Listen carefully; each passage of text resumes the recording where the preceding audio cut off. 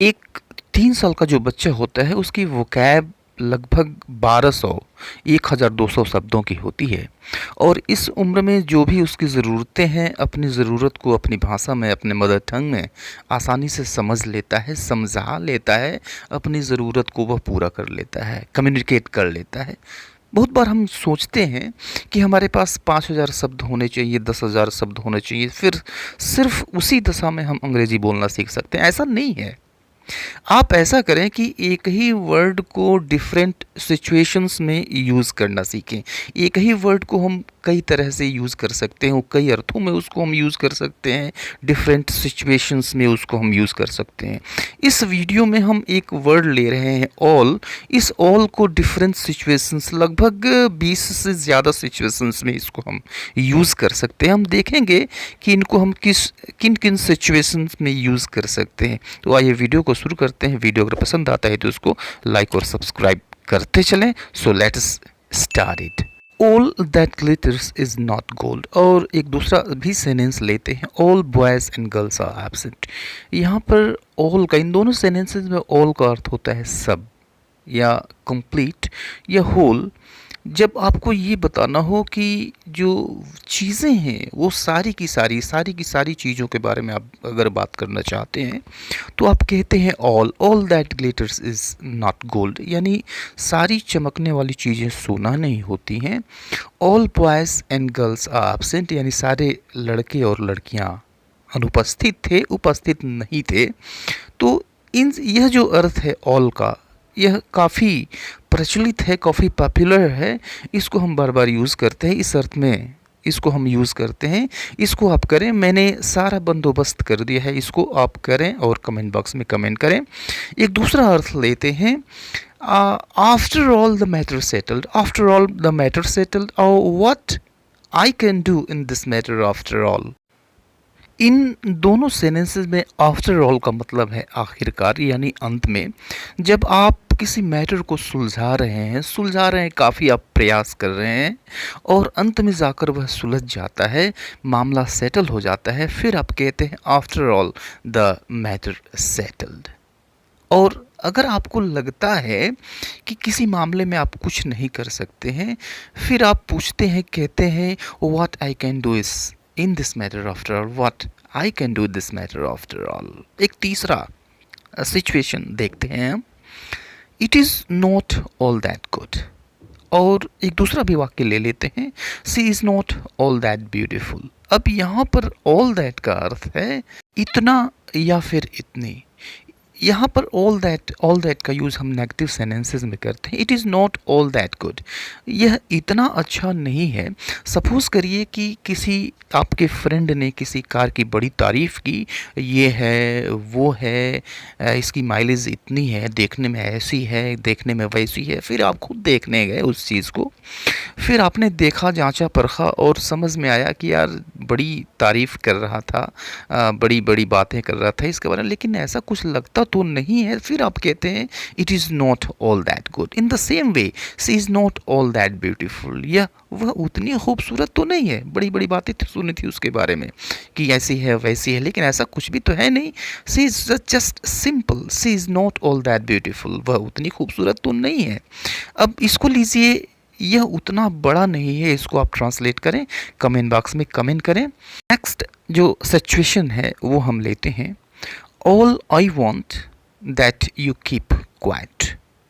दूसरा भी एक सेंटेंस हम ले लेते हैं, all I have is this much.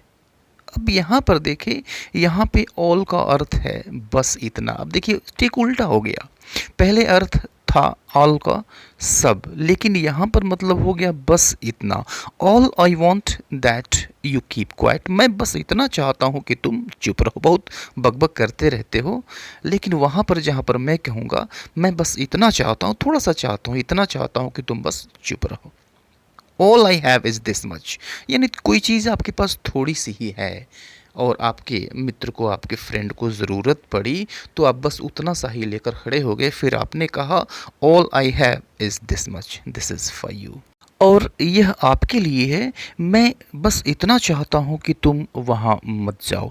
इसको ट्रांसलेट करें, कमेंट बॉक्स में कमेंट करें। एक दूसरा सिचुएशन हम देखते हैं, नेक्स्ट जो सिचुएशन है हम लेते हैं, I am all well.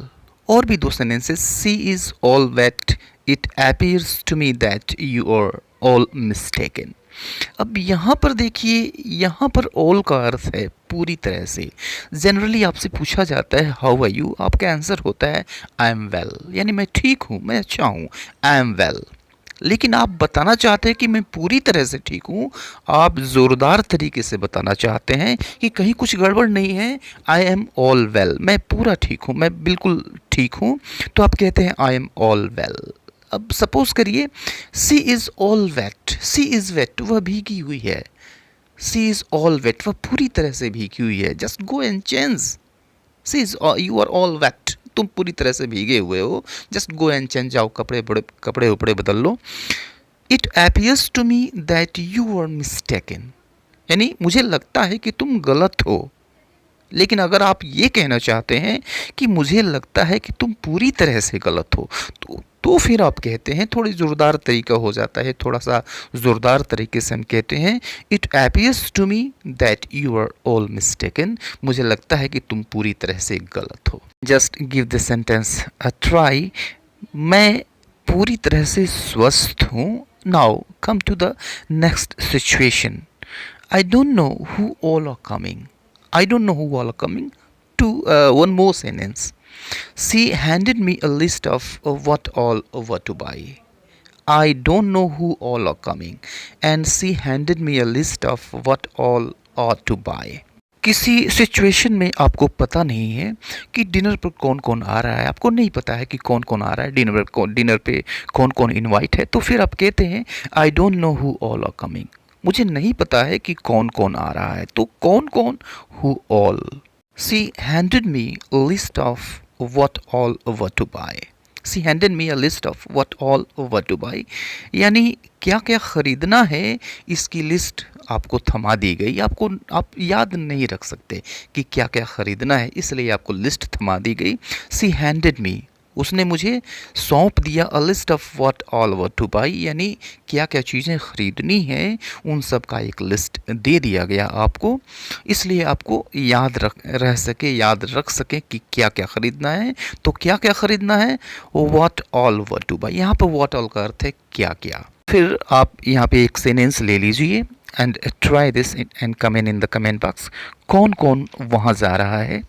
Now come to the next situation, I don't like tea, coffee, cold drinks and all that. और एक दूसरा भी सेंटेंस इसका हम ले लेते हैं, she takes a lot of time in wearing makeup and all that.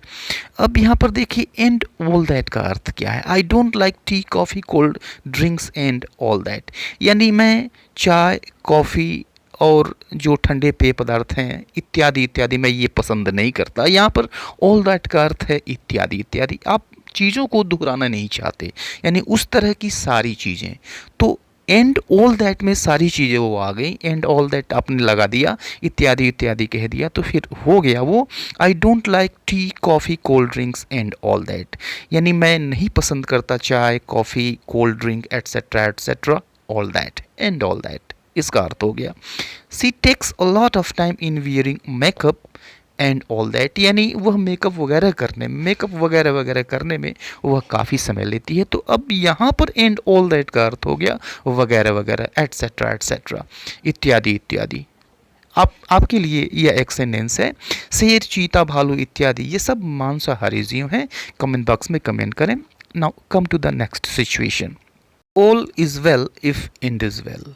काफ़ी प्रचलित प्रोवर्ब है, काफ़ी पॉपुलर प्रोवर्ब है, बहुत दिनों से इसको हम सुनते चले आ रहे हैं, अंत भला तो सब भला, अंत ठीक है तो सब ठीक है।